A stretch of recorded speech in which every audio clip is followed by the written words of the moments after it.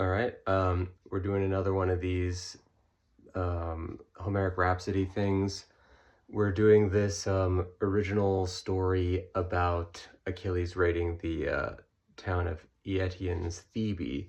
And at some point between episodes, it's been a few days between these, but at some point I looked up to see how many sons Eëtion has. It turns out there's 7, not 6. And we've made 6 characters, so we'll figure something out to deal with that. But currently the force from Thebe has departed the city to try and intercept Achilles's, what they think is Achilles' entire force of Myrmidons coming for the city.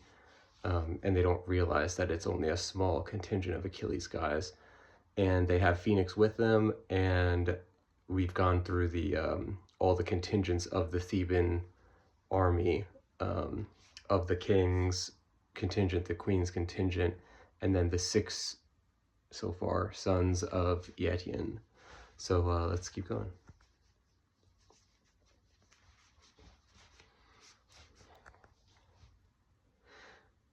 Sing, goddess, and tell us who know nothing of this story all about how the queen TECMESSA, Amazon warrior queen of Thebe, went to that tent of the noble Phoenix, that counselor lord of the Dolopians, who was being held by Eëtion in his shining city of Thebe. The army was on the march, and all had made camp, the horses delightedly chomping the barley, and all the men toasting spits and making their evening meal.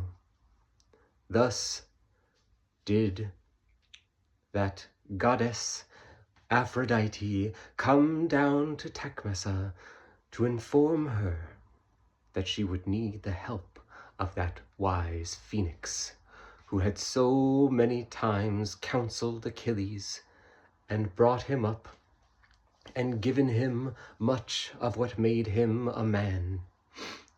And so she went through the camp, ranging among the host, who all saw her and cheered, for they knew not only of her royalty, but of her valor in battle. And thus she had reached the front of that great tent erected for Phoenix by the heralds and the workmen who had come from Thebe. For he had not been ill-treated. Much as an honored guest was he given all the dainties and all the things that would be required of someone of such royalty. For they knew that there might come a day when he would come very useful, though they did not know that it would be quite so useful as this.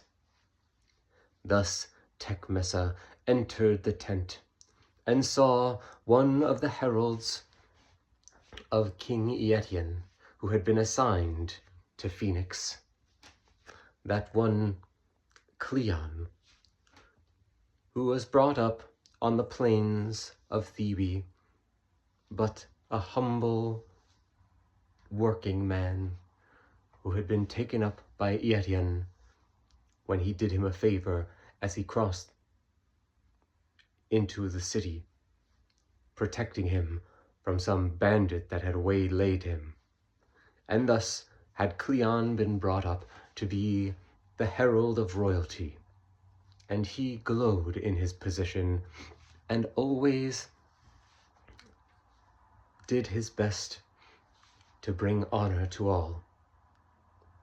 Phoenix, that man, the aged sire, who had brought up Achilles and who had been treated like a son by that great Peleus, the Argonaut, father of Achilles, Imphthia, that Phoenix who had crossed many winters, but still was comely to look at, graying hairs, but a strong chin and strong features, still a fighter and still a commander of hosts. For he was lord over all the Dolopians, assigned this great position by none other than the Argonaut Peleus himself. And he saw Queen TECMESSA enter his tent, and he put down the spit that he had been roasting, preparing his own meal along with the servants to whom he had grown so accustomed.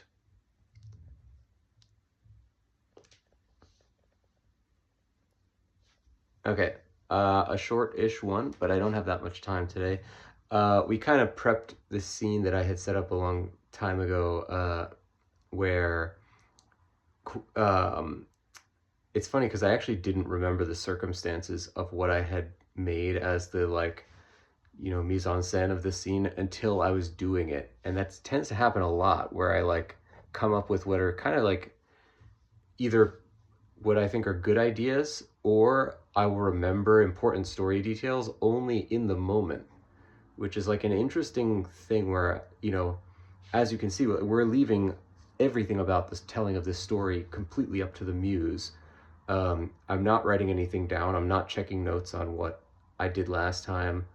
I'm not confirming character names, except when I just incidentally happen to, or, you know, if I'm always continuously rereading the Iliad, so if I see something, I'll incorporate it. But you know, I'm trying not to make this a written work, but rather something in the ancient style of Homer's oral poetry. So it's interesting how much of this is, like, completely dictated by, you know, what the ideas are whispered to me from the muse, or whatever you want to call it.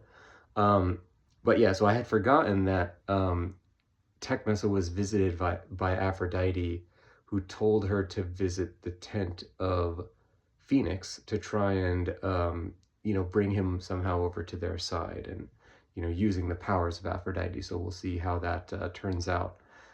Not a lot happening there, but it was a nice little...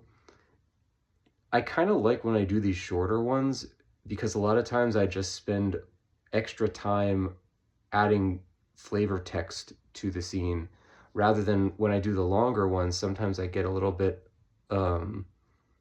like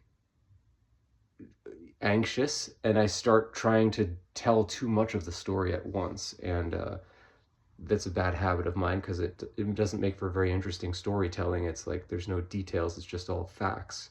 And so we got a couple of nice little things about how the camp is structured, and you know, everybody having kind of a nice night, toasting around the campfire, and the horses chomping the barley and stuff.